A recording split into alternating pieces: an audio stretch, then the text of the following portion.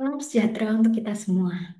Yang terhormat Dr. Rian dan rekan-rekan residen sekalian, izinkan saya, Bernadetta Dinda, dalam kesempatan kali ini untuk melanjutkan pembahasan modul semester 4 dengan topik diagnosis dan asesmen gangguan penyalahgunaan zat.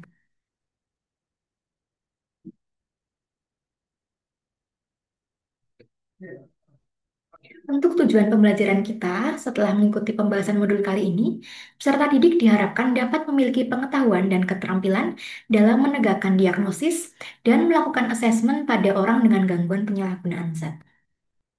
Sebagai pendahuluan, gangguan penyalahgunaan zat atau substance use disorder yang biasa kita singkat sebagai SUD merupakan kondisi heterogen yang ditandai dengan penggunaan berulang satu atau lebih zat yang mengakibatkan kerugian, distres, atau disabilitas. Untuk mengurangi dan mengatasi risiko gangguan terkait zat tersebut, sangat penting untuk mengidentifikasi berbagai metode dan alat yang digunakan dalam menilai dan mendiagnosis SUD. Karena itu, metode asesmen dan diagnosis yang tepat memegang peran kunci dalam perencanaan terapi yang efektif. Kita masuk ke pembahasan yang pertama, yaitu kriteria diagnosis. Berdasarkan PPDGJ 3, gangguan mental dan perilaku akibat penggunaan zat dijelaskan sebagai gangguan yang bervariasi luas dan berbeda keparahannya. Gangguan tersebut terdiri dari intoksikasi tanpa komplikasi dan penggunaan yang merugikan atau harmful, sampai gangguan psikotik yang jelas dan demensia, tapi semua itu harus diakibatkan oleh karena penggunaan satu atau lebih zat psikoaktif dengan atau tanpa resep dokter. Banyak pengguna obat yang menggunakan lebih dari satu jenis obat. Namun, bila memungkinkan, diagnosis gangguan harus diklasifikasikan sesuai dengan zat tunggal yang paling penting, yaitu yang menyebabkan gangguan yang paling nyata. Sedangkan kode F19 atau gangguan akibat penggunaan obat multiple hanya digunakan apabila pola penggunaan zat psikoaktif benar-benar kacau dan sembarangan atau berbagai obat bercampur baur. Kriteria diagnosis sindrom ketergantungan zat pada PPDG-3 kurang lebih didasarkan pada ICD-10. Nah, menurut ICD-10 ini, ketergantungan zat adalah penyakit yang digolongkan dalam mental and behavioral disorders due to psychoactive substance use. Diagnosis ketergantungan zat ini ditegakkan jika seseorang menunjukkan 3 atau lebih dari 6 gejala berikut dalam 1 tahun terakhir. Yang pertama adalah keinginan kuat atau dorongan yang memaksa atau kompulsif untuk menggunakan zat. Yang kedua, adanya kesulitan dalam mengendalikan perilaku penggunaan zat, baik dalam hal memulai, menghentikan, atau pada tingkat penggunaan. Dan yang ketiga, keadaan putus zat atau withdrawal, yang secara fisiologis yaitu ketika penggunaan zat dihentikan atau dikurangi, yang ditandai dengan sindrom putus zat yang khas, atau penggunaan zat yang sama untuk meredakan gejala putus zat. Dan yang keempat, adanya bukti toleransi, yaitu dibutuhkan dosis yang makin tinggi untuk memperoleh efek yang sama. Yang kelima, yaitu adanya pengabaian terhadap minat atau kesenangan lain secara progresif karena penggunaan zat. Dan waktu yang dibutuhkan untuk mendapatkan, menggunakan, atau pulih dari efek zat juga semakin banyak. Dan yang terakhir, yaitu adanya terus menggunakan zat meskipun sadar adanya akibat yang merugikan seperti kerusakan hati, kondisi depresi, atau daya fungsi kognitif.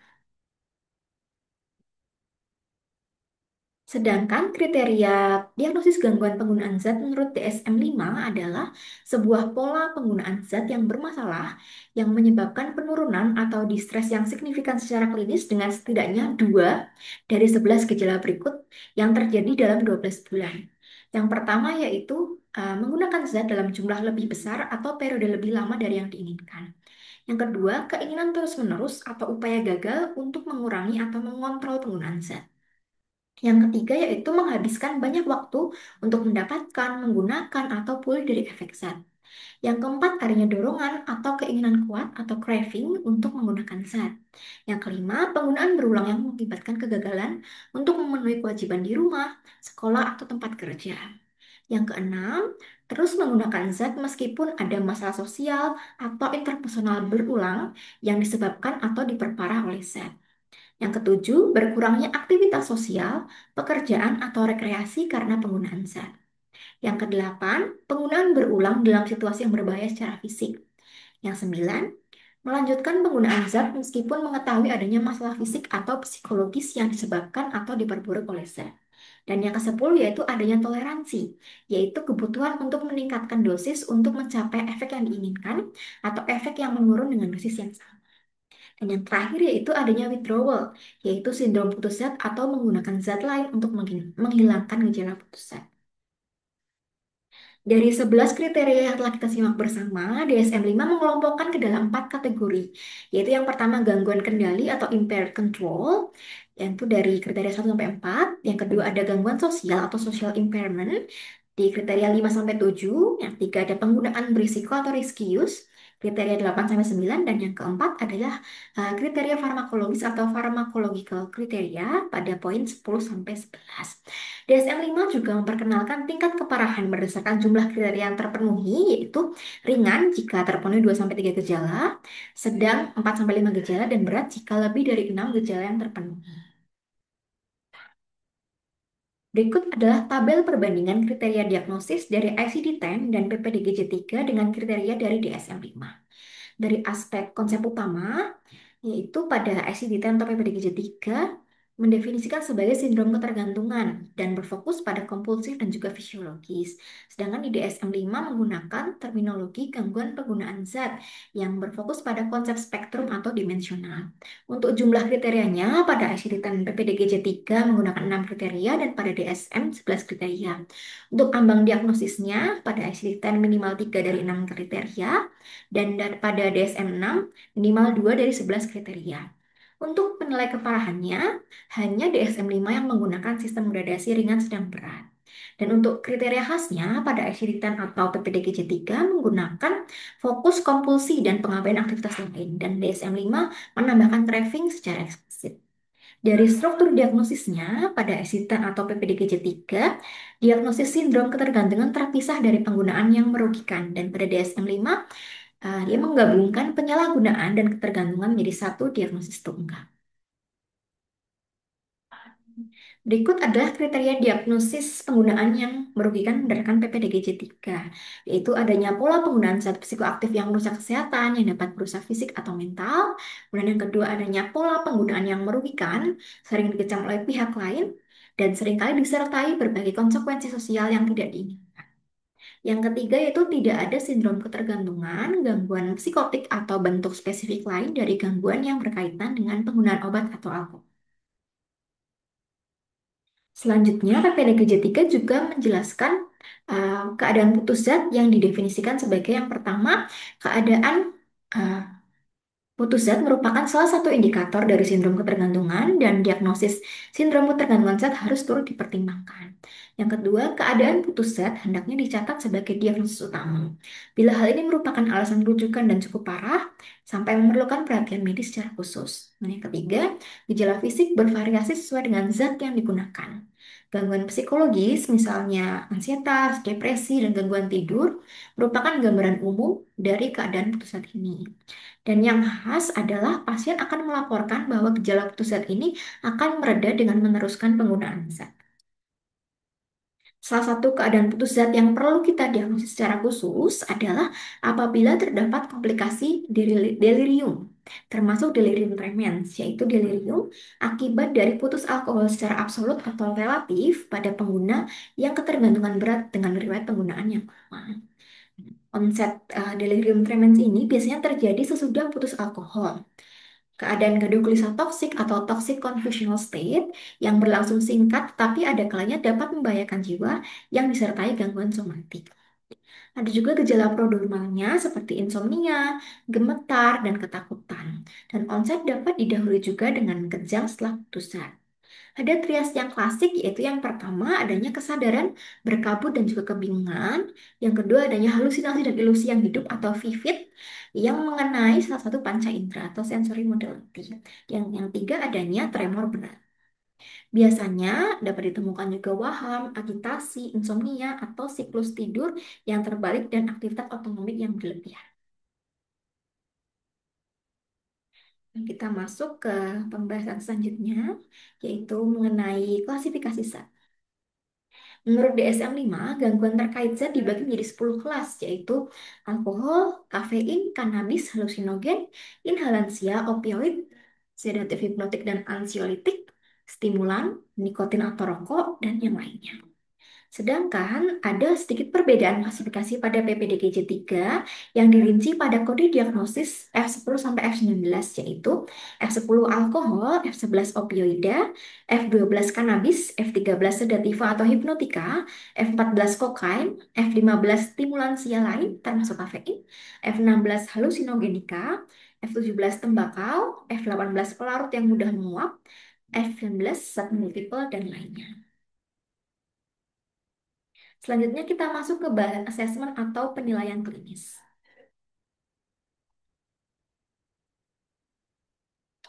Penting bagi klinisi untuk menentukan komponen dan target dari assessment yang akan dilakukan.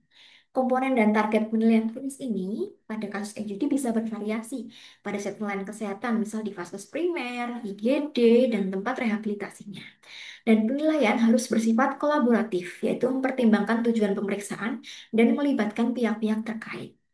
Komponen yang dinilai antara lain adanya frekuensi penggunaan, kemudian kuantitas zat yang dikonsumsi, durasi penggunaan, gejala yang muncul, dampak atau konsekuensi terkait zat, fungsi psikososial, dan juga kualitas hidup penggunanya. Dalam proses penilaian, ada yang disebut sebagai proses relasional dan juga proses teknis. Pada proses relasional, penilai harus peka terhadap stigma terkait SUD dan menggunakan pendekatan yang berpusat pada pasien atau patient-centered approach, seperti wawancara motivasi untuk membangun hubungan dan menciptakan lingkungan yang aman. Sedangkan proses teknis yang harus diperhatikan yaitu yang pertama, penilaian harus mempertimbangkan golongan zat. Kemudian penting untuk menilai komorbiditas dan faktor transdiagnostik lainnya. Yang ketiga, identitas individu dan faktor sosiokultural, misalnya dukungan sosial, diskriminasi, juga harus dipertimbangkan. Kemudian laporan dari informan seperti orang tua juga dapat digunakan namun harus dengan hati-hati.